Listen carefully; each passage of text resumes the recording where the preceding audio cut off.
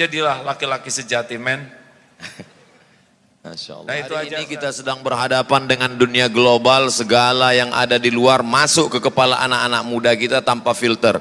Dengan 3 pesan AA, jangan tinggalkan majelis ilmu, jangan pernah meninggalkan duduk bersama ulama, jangan pernah meninggalkan masjid. Tapi ada sebagian orang berpikir, kalau kita duduk dengan orang baik, dia kan memang sudah baik.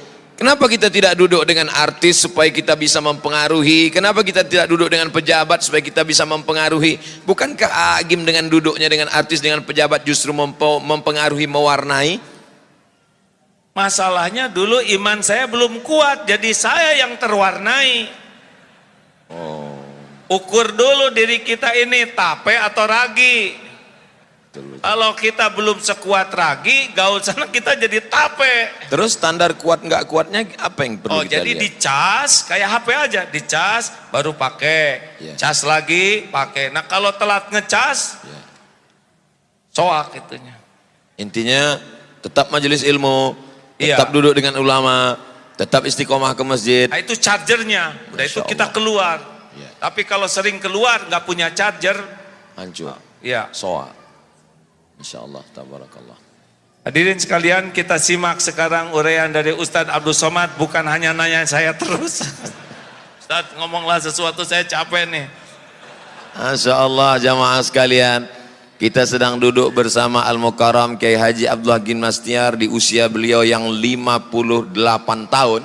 Kalau PNS ini sedikit lagi, beberapa bulan lagi sudah pensiun. Tapi beliau masih bersemangat luar biasa. Mudah-mudahan energi beliau menular ke kita semua, insya Allah. Beliau pernah menjadi orang berpengaruh sampai hari ini. Beliau punya pondok pesantren besar, bahkan karyawan dari mulai security sampai yang general manajernya sekarang sampai 1.500 orang.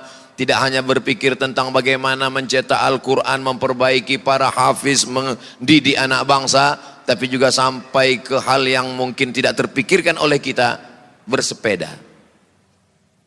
Beliau tetap bersepeda. Bahkan sekarang semua karyawan-karyawan naik sepeda. Dan saya akan dihadiahi sepeda lipat dari Darut Tauhid.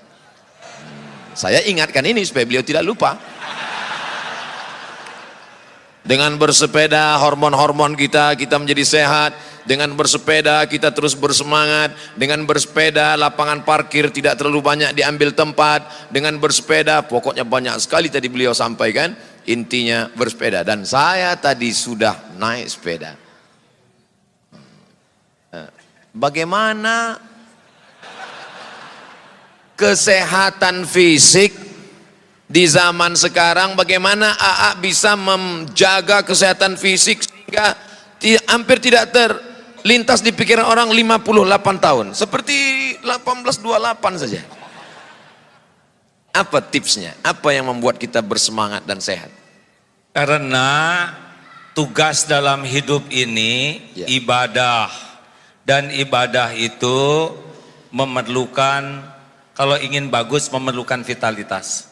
Satu, kita lihat contoh Rasulullah SAW sampai usia 63 tahun, beliau yang saya dapat ilmunya fit, bukan sehat, fit. Kalau sehat dan fit itu ada bedanya. Kalau fit itu ready to combat, selalu siap dengan tugas apapun. Fit. Ya, kalau sehat, ya sehat tapi belum tentu siap bertugas. Sehingga Rasulullah SAW tahajud sampai bengkak kakinya kuat. Kalau kita bengkak jidat karena jatuh ya. Hadirin, dan Rasulullah SAW dengan kekuatan fisiknya itu manfaatnya jadi optimal. Kita tidak perlu ingin kelihatan six pack, Rasulullah six pack tuh hadirin. Tetapi kita bukan untuk dilihat orang six packnya, tapi kesehatannya membuat kita optimal di dalam mengabdi kepada Allah dan manfaat untuk umat. Kan prinsipnya kepada Allah menghamba, kepada umat berkhidmat. Dan kalau kita sehat, mudah-mudahan jadi maksimal. Pak Wali, setujukah Pak Wali kalau masyarakat Batam ini beralih dari motor ke sepeda? Sedang disiapkan, Pak? Disiapkan. Iya Pak, tolong disiapkan. Tadi saya hampir kesambar truk Pak di sana.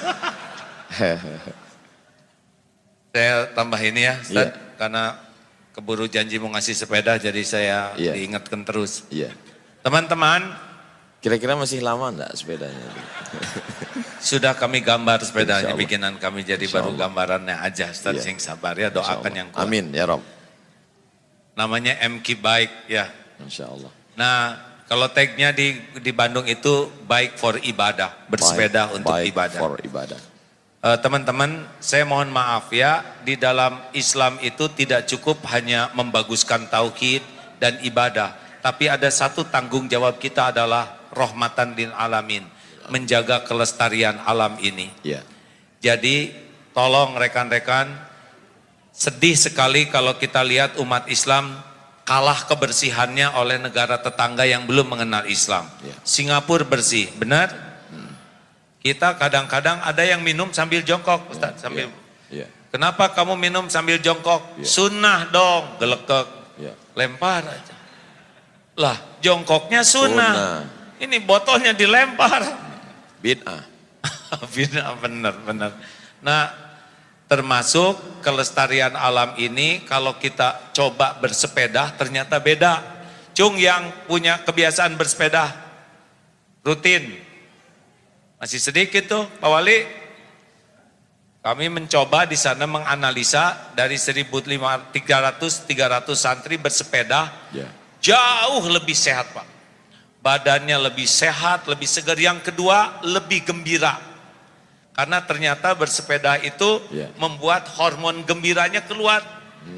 Bedanya capek naik motor dengan capek bersepeda. Kalau naik motor capek bawaannya mau tidur. Kalau sepeda udah capek bawaannya seger. Ya. Sehingga oksigennya banyak di otaknya. Juga dengan bersepeda itu mudah silaturahim Ya. ke tetangga, dan sesama pesepeda juga nggak kenal Ngobrol. kering-kering ya, benar.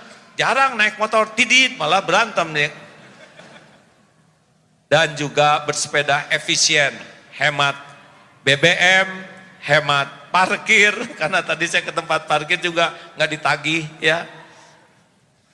Dan insya Allah dengan bersepeda kita akan bisa merasakan kalau ke masjid bersepeda luar biasa nikmatnya. Jadi kalau tidak keberatan baik for ibadah bisa dicanangkan juga oleh Pak Wali Kota ya.